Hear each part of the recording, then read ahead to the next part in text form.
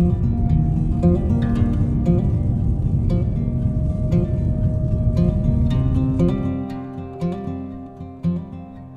guys, welcome back to the channel. Make sure you hit that like, share, and subscribe. Today we're going to do my second attempt at making a video. The first one I ran out of storage on my phone. I'm going to have to be upgrading my phone. But today we're going to talk about how to camp in winter environments in the mountains, in the snow and the alpine, climate and stuff like that. So I'm going to give you my 5 top tips for camping in the snow and up in really cold weather conditions. I've been doing it for 15 years now, essentially. And I'm just going to give you the quick, down and dirty, easy 5 things to buy and use, and kind of some tips on that, on how to stay nice and warm. So the very first thing I want to lay out on this video is this stuff is not going to necessarily be the cheapest. Some of the stuff is actually going to be cheap, but a lot of the stuff is going to be a little expensive. But hear me out, it's well worth the money. The first thing is have a good sleeping bag. I use 2 sleeping bags, 2 sleeping systems.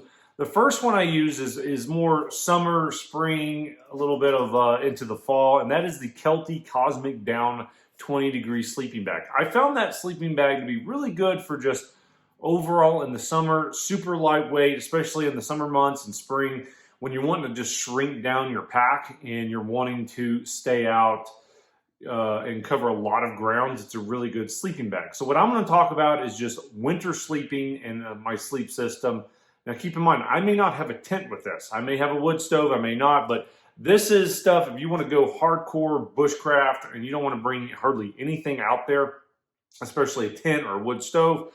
I would say probably the best thing you can get is a Snug Pack Elite Special Forces Bivy Sack, the winter one. I'll show you a picture of it right here. I don't want to dig mine out. It's just too big and too hard to show you, but I'll show you a picture online where you can get it. Now, this pack is really good, especially if you want to make it like a snow cave or something like that. It's very water resistant. Thankfully, when you're snow camping, you really don't have to worry about stuff melting a whole lot, but with that I do use a heat reflective pad. Sometimes I'll use like a Thermarest heat reflective pad, but honestly the best thing you can do is just go to Lowe's and get some thermal foam for like insulation or like ductwork. It's very pliable, it's thick. You may get a couple uses out of it, but it actually works really well just to lay on the snow and help reflect that back over you, especially if you have a fire nearby. It just gives you kind of a barrier on the ground. Another thing sometimes I will do is put some branches, and if it's like white spruce or pine or something like that, I'll lay that down on the snow, set that reflective pad that I get on top of it, and then put my Special Forces bivy, and then I'll have my fire out next to me. Although I will caution you guys with this, be careful because these sleeping bags, they are expensive. They're very expensive, but what you're going to want to do is bring a wool blanket is what I like to use. They're almost all the same out there. Just get a good quality wool blanket. That way you can kind of lay that and sandwich your Special Forces bivy sack on top of it. And if you have the Snug Pack in between. And the other thing about the wool is if you get sparks or stuff from the fire, which you will get if you're doing like hardcore snow bushcraft camping, you will inevitably get sparks and stuff fly out of the fire. So this actually helps, the wool blanket helps protect your sleeping bag from getting burnt and stuff like that, because wool does, it's really hard to get wool to burn. It's very fire, retardant. And so that would be my base layer, the number one, thing as far as sleeping. The number two thing probably I should have mentioned first, but the number 2 is clothing. If you're gonna go out very minimalistic, you're gonna wanna have more clothing than what is actually comfortable for, hardcore snow camping. My rule of thumb, and it's always been like that ever since I was a kid, my rule of thumb is the clothing that I initially am gonna bring, all the layering put together, I should be able to sleep outside just laying down by a fire without having to worry about dying or freezing to death just with my clothing. That's my benchmark. So then you can take it on and off. Your clothing is really the core of your ability to rough it and sleep, bare minimum out in the snow. I've actually elk hunting up, in Montana. I've actually gone elk hunting and stuff like that with buddies to where we got out there, we didn't want to bring a tent or anything like that, and we were just gonna, we were hiking back, it was late, and we just basically just dug a little, snow cave and slept in that with our hunting clothing and just had a small fire. And, as long just with the clothing, and we stayed relatively warm as long as the fire was going up, and you have a nice little snow cave with, some coverage on there to kind of help hold the heat in. You get 2 or 3 guys back in a little bank, you're fine. You would be very surprised at how comfortable you can make sleeping just in a snowbank with a little fire and a little ingenuity and just a good dependable knife and minimum gear. You can sleep comfortable as long as you have the right amount of clothing. So clothing is definitely, a very top thing if you want to do like hardcore winter survival, camping, bushcraft out in the snow. The next thing I would suggest is get a nice big pack. In the spring and summer, my warm weather pack, this year I changed it. I've kind of switched over, but it's still a 60-liter pack. I like Hill People Gear backpacks. In my opinion, and this is coming from somebody that has done this for, over 20 years. In my opinion, Hill People Gear backpacks are, at least for me in the mountains, they are just the best packs you can get. Between how they carry, just the durability on them, I really cannot think of anything that's better than a Hill People Gear pack. So in the spring and summer, I'm using the Ute Light, which is their stripped down kind of lighter version. And it's a 60-liter pack. In the winter, you're going to want a big pack because everything's just so big and bulky. I would stay towards, I use the Kuya from Hill People Gear for the winter, but something around, like 100-liter, 110-liter, 115-liter, that's going to be your sweet spot for winter backpacks just because you can get all this extra bedding and stuff. So just make sure you have a good pack. A lot of guys, they'll bring waterproof stuff for their packs, and I get a lot of question, hey, do you ever... Some people have messaged me before on here on the comment section for snow camping. Are you concerned about your pack getting wet? Not so much. I'll get a trash bag and kind of put the inside of my Kuya and put my stuff inside of a trash bag just in case to keep my bedding in case it gets wet. But honestly, when I go, it's so cold. It's well below freezing, 2010s, even during the day. I've never really had a backpack get soaking wet in the snow in the winter.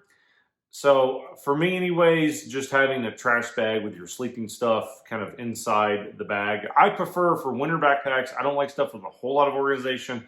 So I just want like a 110-liter pack essentially and just get a big contractor thick leaf bag and just line the whole inside of my pack. And I've used that for years and years and years, and it's always done fantastic. And honestly, if you're not going to bring a tent or anything like that, if you need to, you can cut that trash bag right down the middle and make a kind of a rain cover, I guess. But in the winter and the snow, you're not really worried about rain. But anyways, that's what I do for, my pack setup. The fourth thing I think is very important.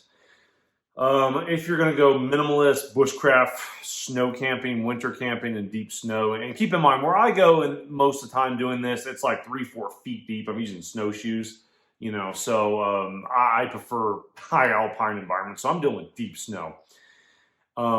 There's not going to be any running water, and any running water, you're probably not going to be able to find it as easily just because it's underneath the snow and it's frozen, so you're going to want a way to thaw out snow. Now, I've used some titanium stuff for melting, but honestly, what's worked best for me, and I bought another one because I got the medium size. I had the larger and the small, but I got the 64 ounce is the Pathfinder Bush Pot. There's 3 sizes of them. The 60, I think it's the 68 ounce, 64 ounce, something like that. That's honestly, I think, the sweet spot because it's really packable, but for getting water, honestly, what you want to do is just, once you get your fire going, build you a nice little pot holder out of wood over your fire and then dangle your bush pot and then just pack that sucker full of snow, pour a little bit of water in there so it boils it up and heats up quicker. And as long as you do that, I filter it after I, boil it just to get the crap out, the sediments and stuff. That's just the quickest way to get water in the snow, and you don't really it's not super labor intensive. You just got your bush pot dangling, you let it 20, 30 minutes, it's melted and you're good to go, and you can just keep rinse and repeat. You don't even have to be focusing on it. That's how I get water. Like I said, where I go, there's not a lot of lakes in the winter, and then any kind of creeks and stuff is not really where you want to be camping anyways in the winter, just because it's, less sunlight. It's just going to be colder down there, more damp kind of in the, ravines and stuff. So, mostly I'm just scavenging for snow. There is a video, go check it out. Me and a buddy of mine, we went back in, I think it was January, we went up about 12,000 feet, up in the mountains in the snow, and we had to dig down like 3 feet, and we were using a stove tent. But anyways, I digress. The main point is just make sure that you have a way to just boil and melt the water. Filter it if you want. I filter it, don't, whatever. Have a way to melt your snow down efficiently without using a whole lot of calories. That would be my number 4 tip for snow camping and items and stuff like that, is use the bush pot. It works out great, super great. So here's why I love using this. Is a little side note. Sorry, we're ranting on this, by the way, but here's a little side note, just expert pro tip. In the winter, don't use titanium cookware because titanium loses it heats fast and it loses its heat fast. So in the winter, I want my coffee to stay warmer longer if I'm camping or whatever. I want stuff to stay warmer longer. Stainless steel holds the heat better. Takes longer to heat up, like I said, but if you're dangling a bush pot, you're not really burning anything except just the wood, and you're burning it anyways. Stay away from titanium in the winter, especially when it gets cold. Heats up fast, but it doesn't hold the heat in very long, and it can, if you forget about it and it cools off too quickly, it can help stuff freeze quicker in titanium. Just a little side tip. Most people, you wouldn't know this. You wouldn't know that unless you just mess with that a lot in the winter. But stainless steel in the winter and snow, titanium in the summer when you want to go light. Go that way. It's worked perfect for me for years and years and years. Can't go wrong. So, okay. So the 5th and final tip I think I would have for you guys, just to narrow this down to 5, and there's so many more. If you guys want, I can go into a very long, in-depth video on how to, minimalist camp in the snow, bushcraft camping in the snow, minimalist, hardcore if you want. But just the final and the 5th one is picking the correct snowshoes, okay? I prefer MSR. They make some really good snowshoes that are ultralight, stuff like that. Where I'm at, the snow's deep. Where you're at, or depending on where you're at, you may not need to worry about it. If you're, kind of in the Midwest or somewhere like Northeast, it doesn't get really as deep as it does out here. I mean, they can get 6, 7 feet deep some places I go. So having the right snowshoes, but make sure the weight rating is enough to compensate for whatever gear you're going to be carrying. And somebody said, well, that's not hardcore minimalist. Yeah, it is. If you've ever tried to walk in like 3 feet of snow, any length or do anything, it's exhausting. You're just gonna wear yourself out. You're gonna burn too many calories. Make sure you get a good pair of snowshoes, and then wherever you set up your camp, take the time, dig it out to where the snow at least gets down packed super hard or down to the ground. Some places you can't find the ground, but just take time to just, I guess, snowshoes and just being able to navigate and set up camp on the snow is probably my 5th greatest tip for you. And that kind of goes in with making a fire. So I've had a lot of people I've taken camping, up in the snow, 10,000 feet and stuff like that. And they're like, well, what happens is the fire melt the snow?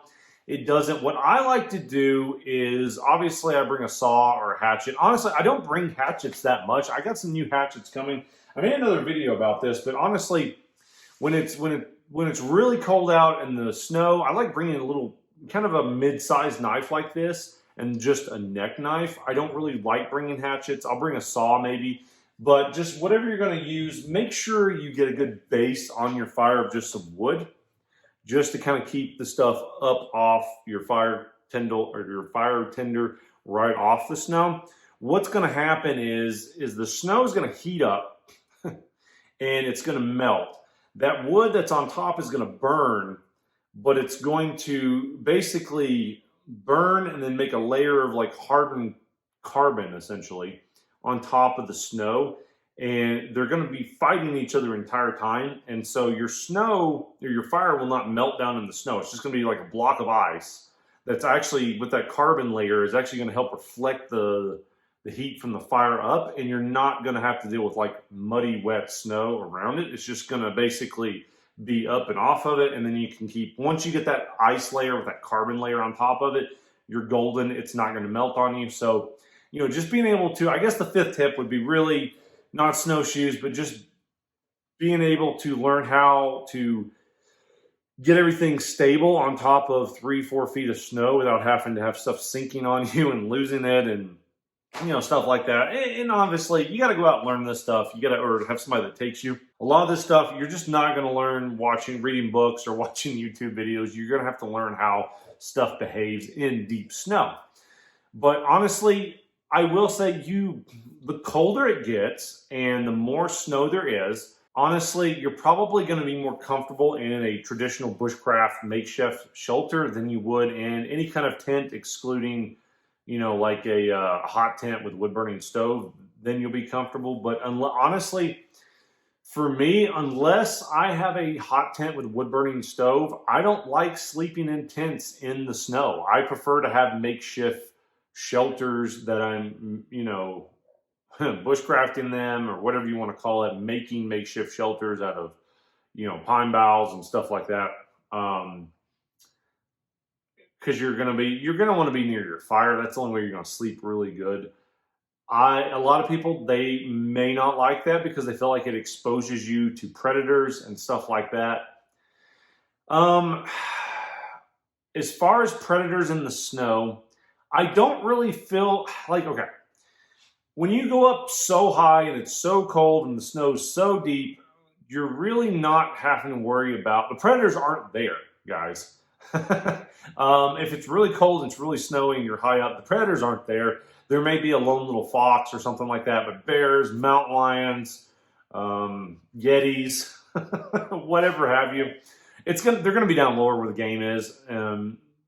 I've hardly ever have seen any kind of predator animal, even little snowshoe hares and stuff like that, and rabbits. Every once in a while, honestly, the biggest predator I've ever seen in the dead of winter, like January, February, way up in the mountains when it's cold, 3-4 feet of snow, is a fox. And that's pretty much the only thing I've ever seen. And honestly, you hear them more than you see them. But once you get up there, I'm not really overly concerned about predators, especially if there's somebody else with you and you're sleeping in an exposed, you know, bushcraft shelter with your fire and you're doing minimalist.